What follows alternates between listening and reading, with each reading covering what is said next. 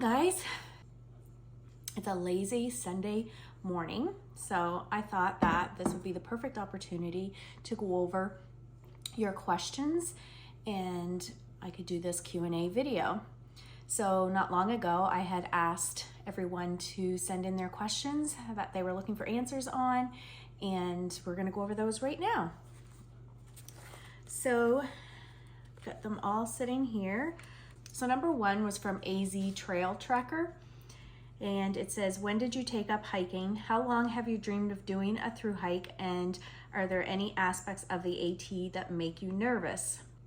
So I actually got hooked on backpacking around, I think it was 2019. I had actually gone to Baxter State Park and hiked Katahdin.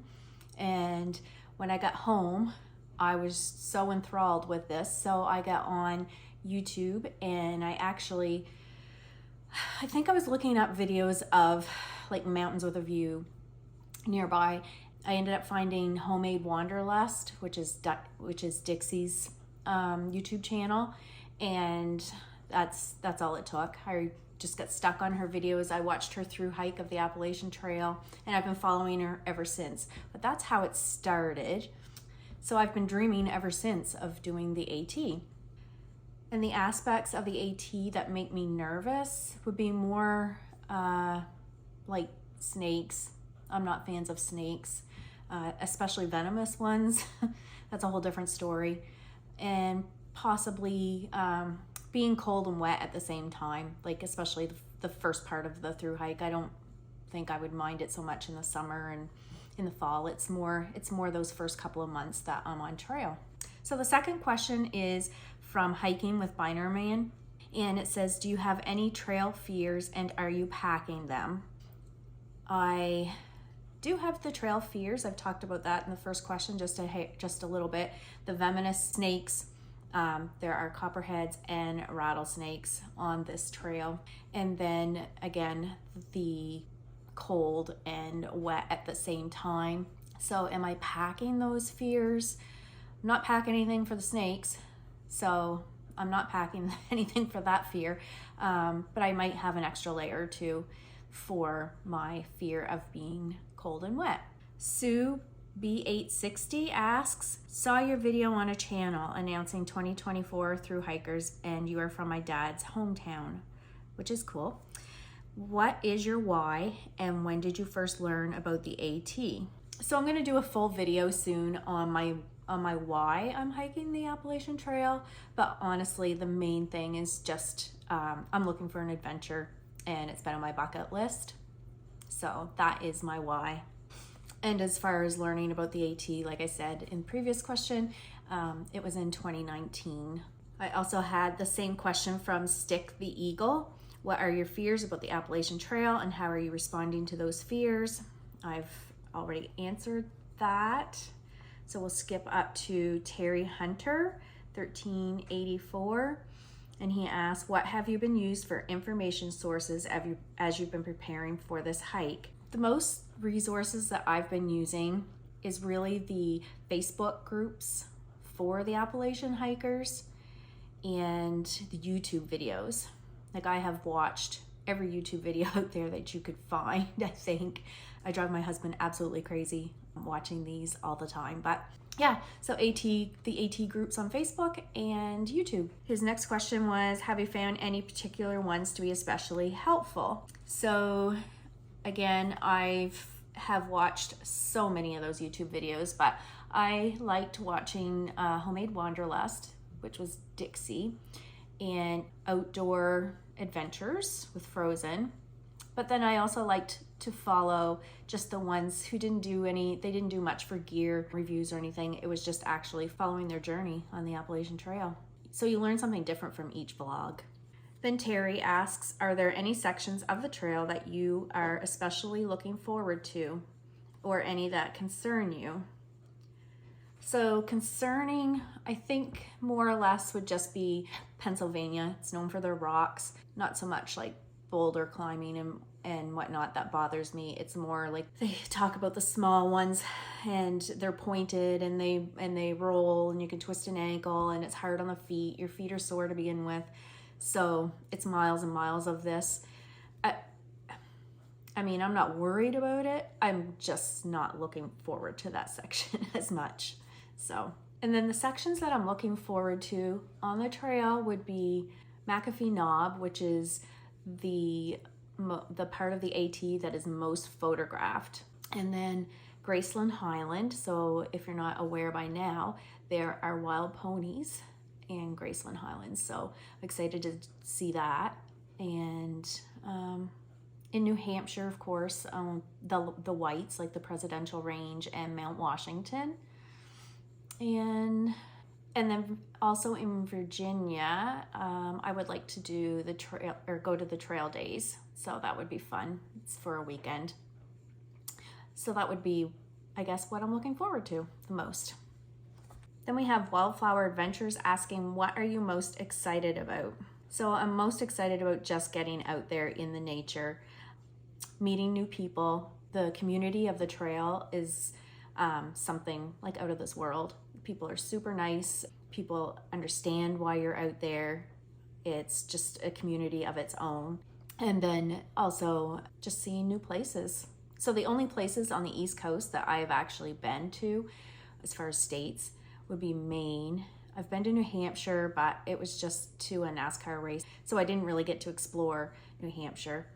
And I've been to Virginia for work, but I also did not get to explore at all in that state. So I have been to South Carolina. I love South Carolina.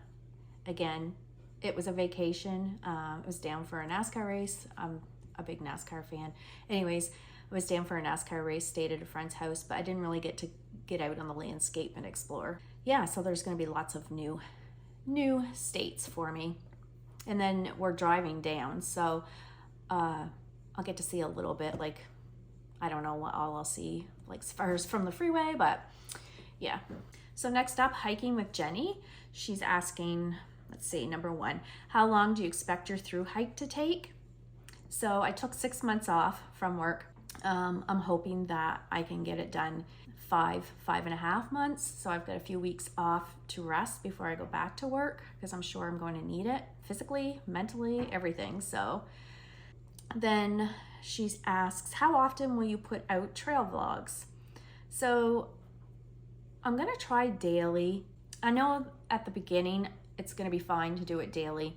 I say that because I'm only going to be doing 8-mile days, and there'll be time left in the evening. So when I start to pick up my mileage and I find my evenings are a little bit shorter and I don't have the time, I might go to 2 days.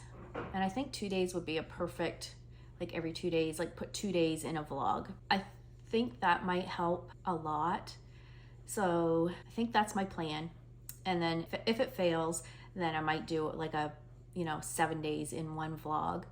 But then when I come home, I plan on doing like a vlog by each state and just highlighting the different things in those states and what I thought of it. And then also I would like to do, like most do, I would like to do a documentary of the whole thing. So like an hour long or whatever. So her next question is, are there any special considerations, logistics related to being a Canadian hiking the AT? There's no special logistics besides having a passport to cross the border.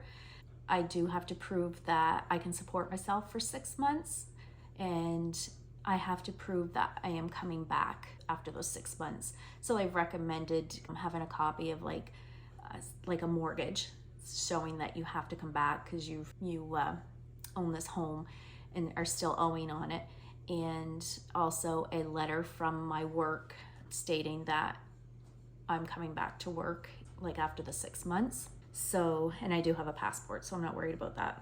Oh, and then also a copy of my bank statement, just showing that I have some funds in there to support myself for those 6 months. Her next question is, have you considered continuing the trail via the IAT into Canada?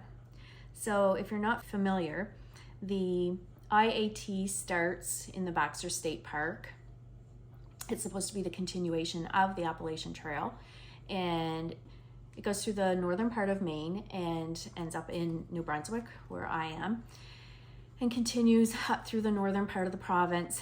And from there, you can go in many different directions because there's parts of the IAT in different provinces.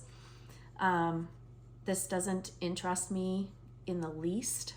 I say that. I would like to do the part from Baxter State Park to the New Brunswick border, Canada. But other than that, after we hit like the province I'm in New Brunswick, Canada, I'm not interested in doing any of it. A lot of it is road walking. And if it's not road walking, it's four-wheeler trails and stuff. So it just doesn't interest me. But like I said, I might do this section, someday from Baxter State Park to New Brunswick. Then we have a question from Greg Bellier. He asks, how many kilometers is the trail? So it's usually around 2,200 miles. So this year it's 2,197.4 miles. He asks, how far will you go each day? So starting out, I would like to keep it at 8 miles for the first week and a half, maybe 2 weeks, and then just adjust as my body adjusts. So I'll be trying to up my mileage every so often. And I would like to get up into the 20-mile days if I could. I realize that that's not possible in all of the states just because it depends on the terrain as well. So if you're hiking large mountains one after another, I'm not going to get 20 miles in. On average, I think I'd be happy with like 15, 18 miles a day and then throw in the 20s here and there. He asks, how long will it take to complete the trail? Again, I'd like it to take 5 months. It's probably going to take, 5.5, maybe 6 months. I don't know. I only have the 6 months off, so hopefully we don't go over that. And then he says, please explain trail buddies and how they will keep you safe. Trail buddies, I don't know if he means trail family, but basically this is the group of people that you would be hiking with most of the times. So when you get on trail, you'll meet people that will hike the same pace as you, people that you'll get along with, and then you end up hiking most of the trail with them. And that is called your trail family. And honestly, it's nice to have a trail family because they look out for you. If you're hiking, you might hike alone all day long and then just meet them at the campsite that night. So at least then if something happened and you didn't show up, they're either texting me trying to find out where I'm at, or, they know they're expecting me and I don't show, there's something wrong. So it's great to have friends and family on the trail, which leads to your tramily. So then we have my friend Jewel. She says, are you nervous to be starting this on your own? Not at all. I have a friend, I say friend, I haven't met her yet, but we've been talking back and forth, text, Facebook, whatever, and she's from Florida, and we're going to meet and stay at the Amicalola Lodge the first night and then hike out together. And our plan is to stick together. Hopefully, I guess it depends on our mileage and if one hikes faster than the other and all of that fun stuff, because that's hard to predict. So if she hikes faster than me, she may have to leave me in the dust. But for the first 2 weeks, we should be good while we're doing just 8 miles a day. Yeah, so I'm not really starting on my own, but I might be hiking on my own after a bit, possibly, if things don't work out. She also asks, will you have your phone, and if so, how will you charge it? So I will have my phone.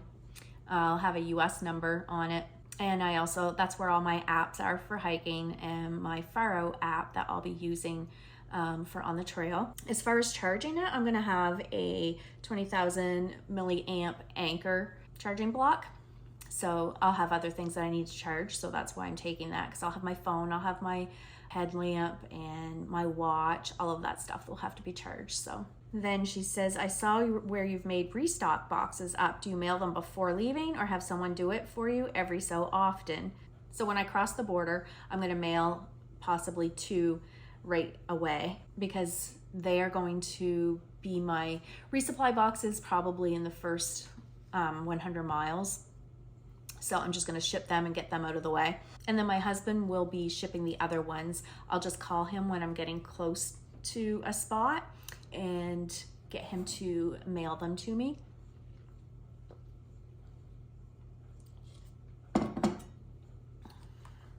I'll get him to mail them to hostels, so I don't have to worry about the post office with their strange hours, and then they're not open on Sundays. So if I get them mailed to hostels, they're always open. And then she asks, what are you most nervous about, if anything? Again, it's just the snakes. I dream about them, honestly. But anyway, the snakes, and also the cold weather, I guess. So, and then the snakes, like, I don't even know where to begin with those. Like, I don't like snakes here because we just have the little tiny squiggly, you know, non-venomous ones, but they're so tiny. They just startle me, I think is what it is. And I think I'll be okay with those big black rat snakes because they're pretty easy to see. You can see them for a ways away. The rattlesnakes, they're gonna startle me. Once I see them and I know they're there, I think I'll be all okay, but they're still gonna give me a heart attack like they do everybody else. The copperheads, the copperheads, they're a little more scarier.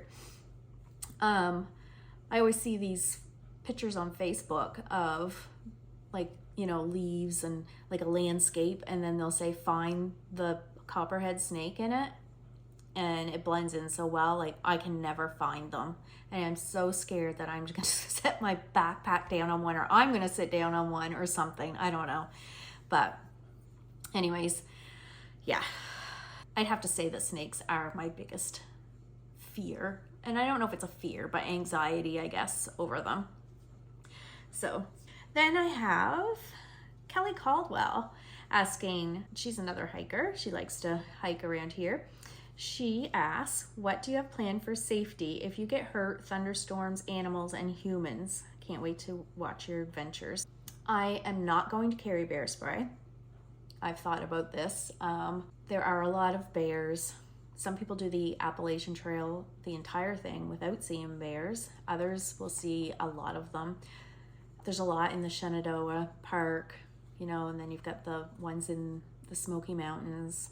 I mean, they're everywhere, but that's where they mostly are. And I think New Jersey has a lot of them as well. Yeah, it's just my decision. I'm not taking bear spray, but I am gonna I do have a neck knife, and I also have like a coyote spray, dog spray, or whatever, just a little one that I hang off the front of my pack. So I have that. So I also have my GPS that takes care of the safety portion of it for the trail. Then she asked about thunderstorms. So I just have to keep an eye on the weather and hit the shelters if I have to, and stay off the ridges if a storm's coming in, and possibly stay in a hostel if need be, if there's a big storm coming. As far as humans, I'm not really concerned about it, but I am going to make a point of not staying at shelters that are close to the roadways that have easy access to the trail. So if you're not familiar, there are all kinds of road crossings on the Appalachian Trail. And I just think that if I was to hop on the Appalachian Trail and just hike a mile in and stay at a campsite there, that it just ups my risk of some stranger coming in as well and hiking that 1 mile in. So I'll just keep my distance a little further away from those trailheads. So Kelly Kelson asks, when do you leave? Stay safe and have fun. So I leave the beginning of March. It's like the first week of March. I'm not giving out my exact date that I'll be on trail, just for safety wise, but I will be leaving home the first week of March. And like I said, the videos will be delayed probably by at least 2 weeks, if not 3. And again, that's just for safety reasons so that people cannot figure out where I am exactly. And then I have Tiffany asking, she said, you said you may be concerned about how your body is going to respond. Do you hike regularly and or exercise? The more you hike, they say, you get your hiking legs and strength. So I have strengthening exercises that I'm doing right now for my ankles, and I also have an IT band issue. I've had it now for years. I've gone to physio for it, and it comes and goes. So I've been doing lengthening exercises for that. I also am taking a cork ball with me for my feet. I will be taking trekking poles as well, and they will help with the pressure on my knees going down those steep hills and mountains. And my feet, it's just normal worries that hikers have, you know, the sore feet, the blisters, the black toenails. Sounds like fun, right? So when I say I'm concerned about how my body is going to respond, that is what I mean. It's just ongoing issues.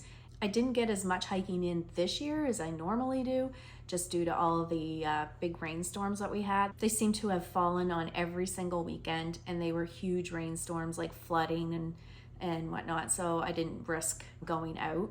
So I do have that in the back of my mind as well, but I'm pretty sure that starting out with those 8 miles a day, I'm gonna be fine. So that covers the questions that I received on social media, but then I wrote down some that I was getting from friends and family just out in the general public.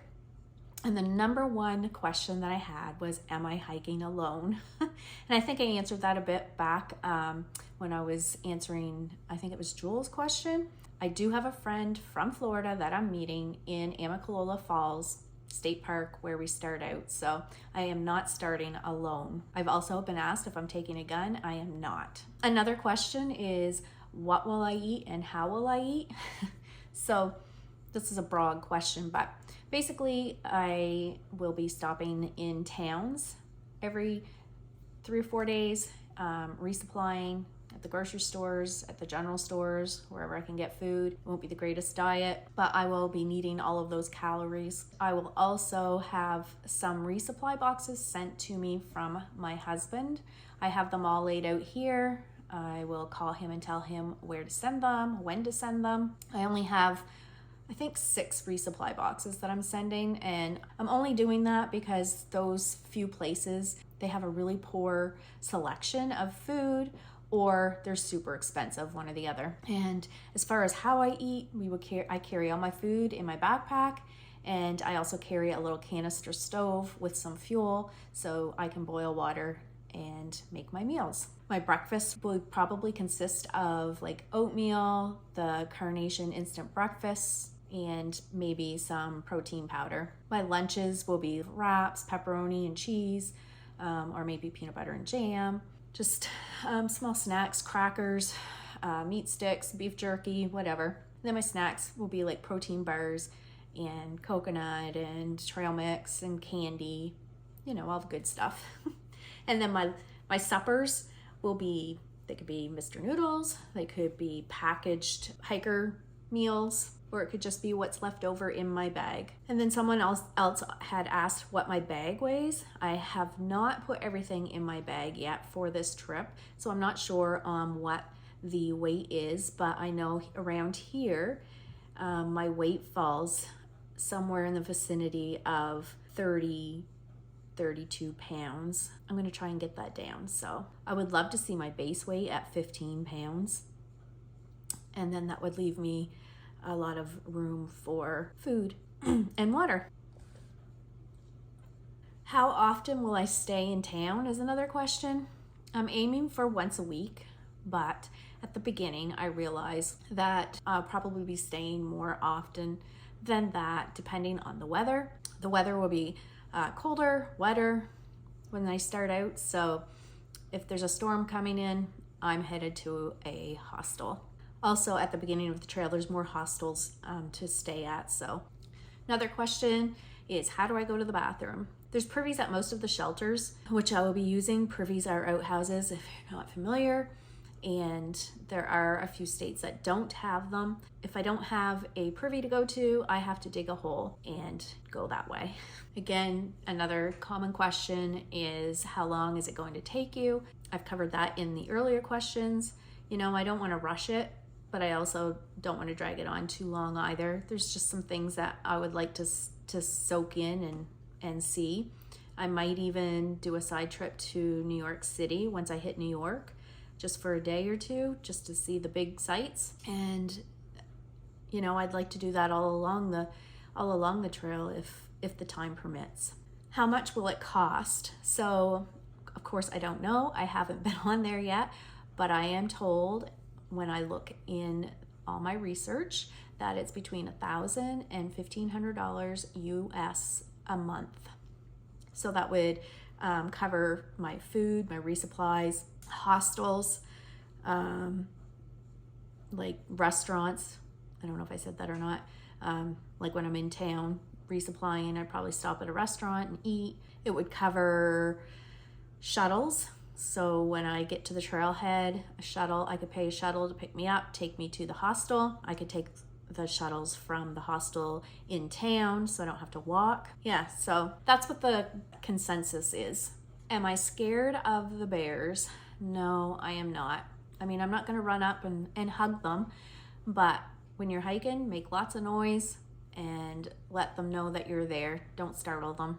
I've also been asked about water. So the Appalachian Trail, there's usually a lot of water. Now last year they did have a dry spell, so I'm hoping that's not the case this year. But basically I get the water from the springs and the rivers and streams, and I use a filter to filter the water. So that's it. That's what I had for questions. If I've missed any questions or if you have more questions, please leave them in the comments below. And if I get enough, I might do another Q&A before I leave. So if you've liked this video, please like and subscribe. And I thank you again for watching. Bye.